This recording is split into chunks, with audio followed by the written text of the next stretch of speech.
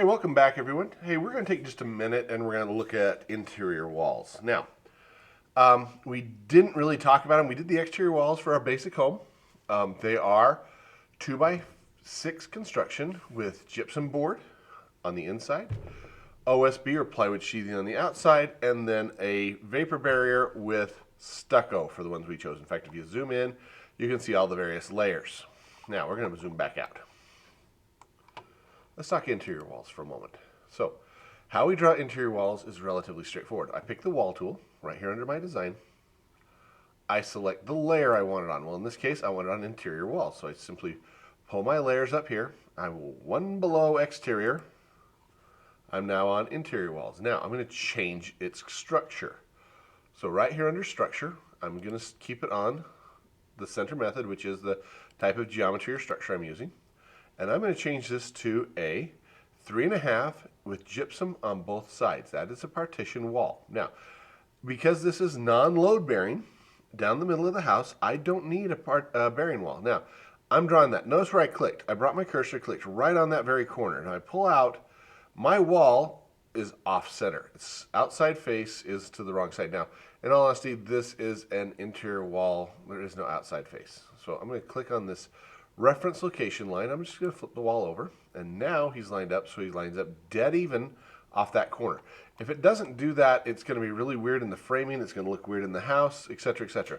Now I'm bringing my cursor out, and I'm taking it straight down there, and I'm getting the perpendicular symbol to that back wall. Once I got that, I click, and there's my first wall.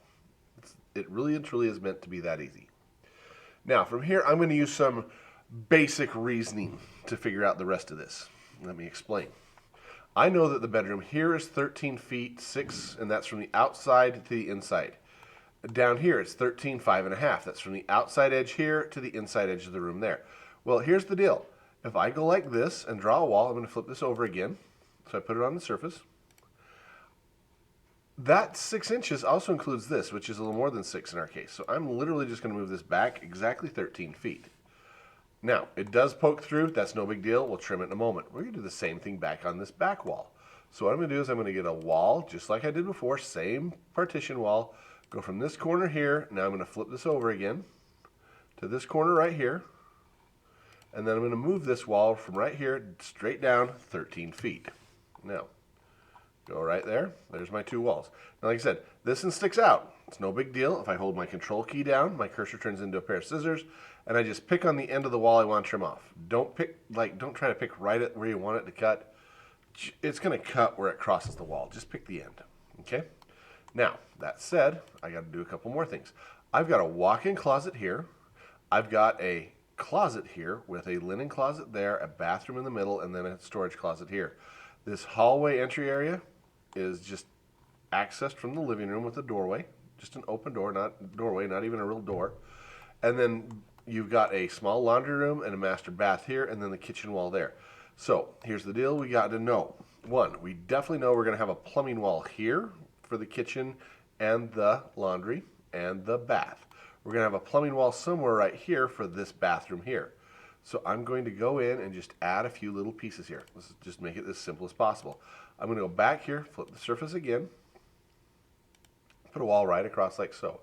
Now, from inside edge to inside edge of a normal closet is 2 feet. So I just move that back exactly 2 feet. That is 2 feet from here to right there. Okay. Now, I'm not going to worry about a lot right now as far as that part goes. I am going to go like this though.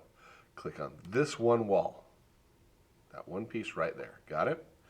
I'm going to turn that into a bearing wall. This is 5.5 gypsum. It's also a plumbing wall. And now because the reference line is this blue line, which was the inside edge, it moved it back that way. So my room right here is fine. That closet space is still 2 feet across. Okay? So now I'm going to go back over here to another wall. I'm leaving it where it was. And I'm going to go straight across this, all the way across that hallway. Okay? I know there's going to be a hallway over there. I just don't know where yet. I'm going to move this straight back that way, and I'm going to move it 5 feet. Now that's 5 feet from inside edge to inside edge. That should give me enough room for the bathtub. Now, I'm going to drop the bathtub in later. So if it's not quite right, I will fudge this line right here and take a little bit out of this closet space right here. Okay? Now, the other things I need to do a line that is this hallway right here. Now, I'm going to cheat a little bit here. I know that a hallway is supposed to be at least 3 feet across, and a lot of people draw minimums. I hate minimum spacing for hallways. If you ever have to move furniture down it, it's just going to cause you havoc. So, I'm going to undo that wall and redo it so you can see exactly what I'm thinking. I'm going to go from this very corner right here to this very corner right there. That is a straight wall vertically on my screen. Now I'm going to move this wall from here over this way, and I'm going to go 3.5 feet, 3.5 feet. Okay, if I want to. Actually, I'm going to go 3 1/4, 3.25. That's 3 foot 3 inches. It's slightly bigger than a normal hallway, but it's not massive. That gives me enough space to move things around without running into things. I can then trim off pieces like this and this, and I don't have as many problems. Now, I do need a little closet here and a little linen closet here. I honestly don't know if I care if I put this one in. Really and truly don't care. It might be useful, it might not. Okay? Now, here's the deal. I will start putting in my bathroom and stuff right over here. So, I'm going to lay out another wall that goes from this corner here down this way. Now, this roughly in the plan is 17.5 feet. So I'm just going to go 17 feet straight down. Okay? And again, this is a bearing wall because it's got to be a plumbing wall. So I'm going to change it right here to be a 5.5 inch gypsum. So it's got enough room to put the plumbing in the wall. Click on this, drag it straight out here, and I'm going to move it 5 feet. Okay? Now there is where my bathroom and laundry are going to fit. In fact, that's going to be a little tight on the laundry, but it is what it is.